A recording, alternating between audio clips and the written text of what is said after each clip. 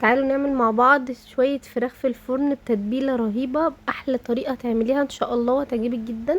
تعالوا نبدأ مع بعض ونقول اللهم صل وسلم وبارك عليك يا رسول الله. هنا كنت عاملة محلول النقع بقاله مثلا يوم او يوم ونص، بيبقى فيه عبارة عن شرايح برتقان وليمون وزعتر اللي هو الابيض دوت، الاسمر دوت ده زعتر وروزماري مفروم، وحطيت كمان شويه ملح وسكر.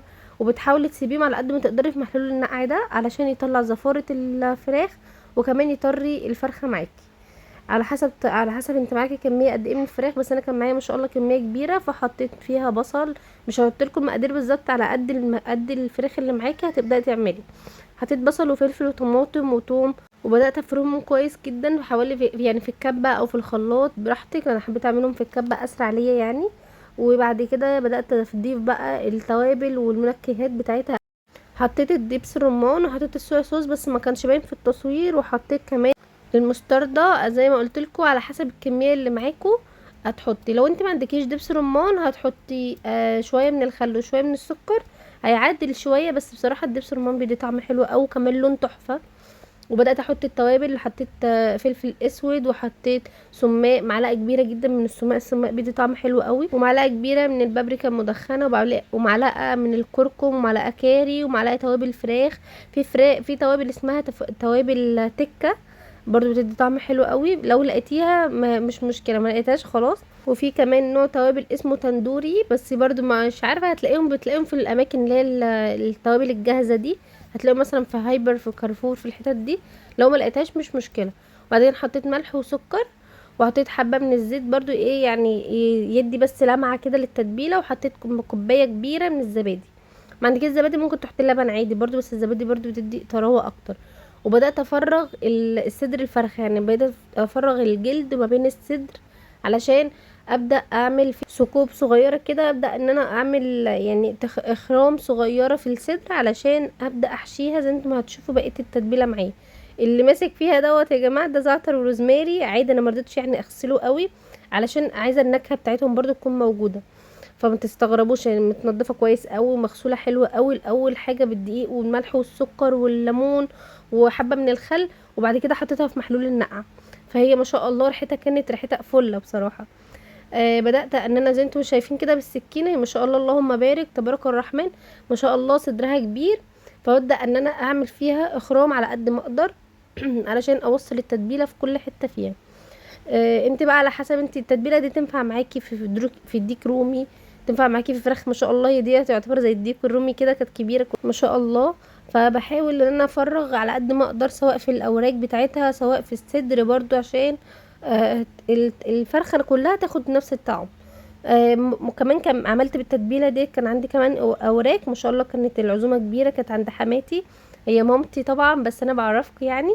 وما شاء الله كانت العزومه كانت كبيره، فعشان كده كنت عامله كميه تتبيله كبيره. بدات ان انا اعمل كده زي انتم شايفين، ان انا حطيت التتبيله ما بين الصدر وما بين الجلد علشان تتبل كل قطعه فيها، لان ما شاء الله زي ما قلت لكم كبيره. فصعب ان انتي هتعرفي تاخدي التتبيله لو انت مش مفرغه وعامله ثقوب في الصدر كده. تتبل كويس قوي. ومن كل ناحيه بقى تبداي تعملي لها مساج محترم كده. كل ما تعمليها المساج كده وتدعكيها كويس قوي، كل ما الفرخه تطلع معاكي طريه، وكل ما تطلع متشبعه جدا من التوابل ومتشبعه من الخلطه التحفه اللي احنا عاملينها دي. بجد جربوها مش هتندموا، تحفه تحفه. ويا سلام بقى لو عندك ليمونه مخلله، بس انا ساعتها ما كانش عندي ليمونه مخلله، برضو بتدي طعم حلو قوي. زي انتوا شايفين بحاول على قد ما اقدر ان انا ادعكها من كل ناحيه، وبعمل لها مساج من كل ناحيه، سواء بقى تفرغي من عند الاوراق وتفرغي من الصدر، وحاولي كده من عند الرقبه برضو توصلي لها التتبيله على قد ما تقدري. وبعدين بقى هنا سبتها يوم ونص تاني في التلاجة. طبعا الجو ساقعه، بس كان دوت يعني التصوير ده كان بعيد شويه، بس انا اتاخرت في ان انا انزل الفيديو ده. التصوير دوت كان حوالي مثلا من اول يوم رمضان، بس انا اتاخرت في تصويره معلش. سبتها طبعا زي ما قلت لكم يوم ونص في التلاجة. بعد كده خرجتها وابدا احشيها بقى بالورق العنب. بجد كان ما شاء الله، جربوا الطريقه دي تحفه قوي. عملنا ورق عنب عادي خالص، هنزل لكم فيديو ورا دوت ان شاء الله طريقه المحشي، الطريقه اللي احنا بنعملها، وهنعمل فيها محشي ورق عنب برضو. وبعد كده بدأت التركة دي بقى التركة دي لازم تعمليها. ان انت بعد ما فرغت الصدر الفرخة او عملت فيها ثقوب، بنبدأ نحط فيها قطعة من الزبدة. بيودي طعم الصدر في حتة تانية خالص، وبيديها طعم حلو اوي. بيضطر كمان الصدر، لان ما شاء الله الفراخ الكبيرة دي بتبقى صدرها ناشف، فانت بتحاولي بقدر الامكان ان انت تطريها باي طريقة. فاحنا بنبدأ نحط لها قطع من الزبدة زي ما هوريكم كده دلوقتي ان شاء الله.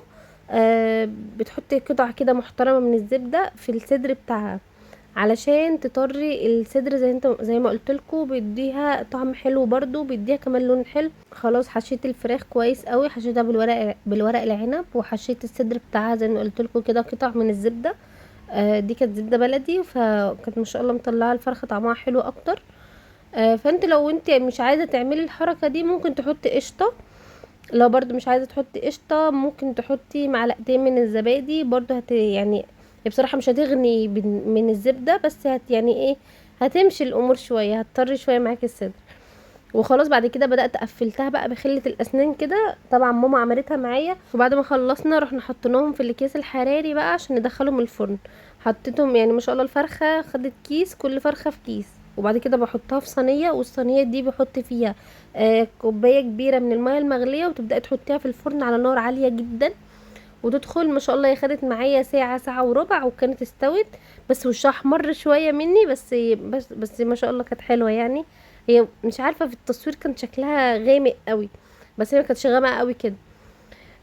وخلاص خلصناها، ومعرفتش بقى اقدمها لكم، عرفت ان انا اقطعها لان زي ما قلت لكم كانت عزومه، ومعرفتش ان انا افتح الفرخه. ما شاء الله الورق العنب كان استوى، وهي الفرخه كانت استوت وخدت اللون المحترم. يا رب يعجبكم الفيديو، ما تنسوش تعملوا لايك وشير وتشتركوا في القناه. السلام عليكم.